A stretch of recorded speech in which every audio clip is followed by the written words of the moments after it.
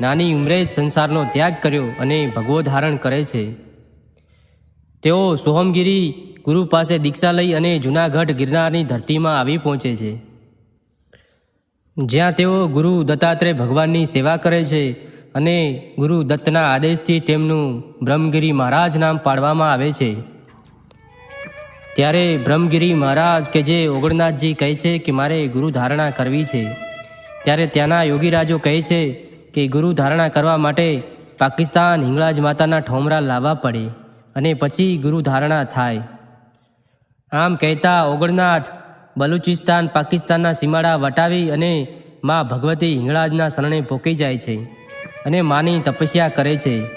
ત્યારે મા હિંગળાજ ઓગણનાથજીને પ્રસન્ન થાય છે અને કહે છે કે કાલે સવારે 4 વાગે તું અહીં આવજે અને તું જે માગીશ તે હું આપીશ, એ મારું વચન છે.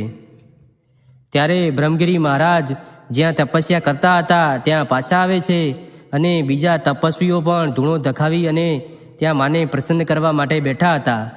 ત્યારે ગુરુ ઓગણનાથજી તે તપસ્વીઓને વાત કરે છે કે મા મને પ્રસન્ન થયા છે અને કાલે સવારે મને બોલાવ્યો છે. ત્યાં ગુરુ ગોરખનાથ પણ હતા અને તેમણે આ વાત સાંભળી લીધી.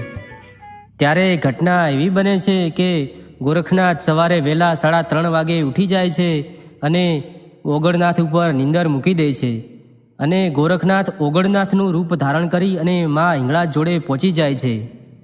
ત્યારે માતાજી જોડે અલખ જગાવે છે અને માતાજીને કહે છે, મા તારું વચન હવે પૂરું કર. ત્યારે માતાજી તેમને ચૂંદડી, ચૂડી, અમર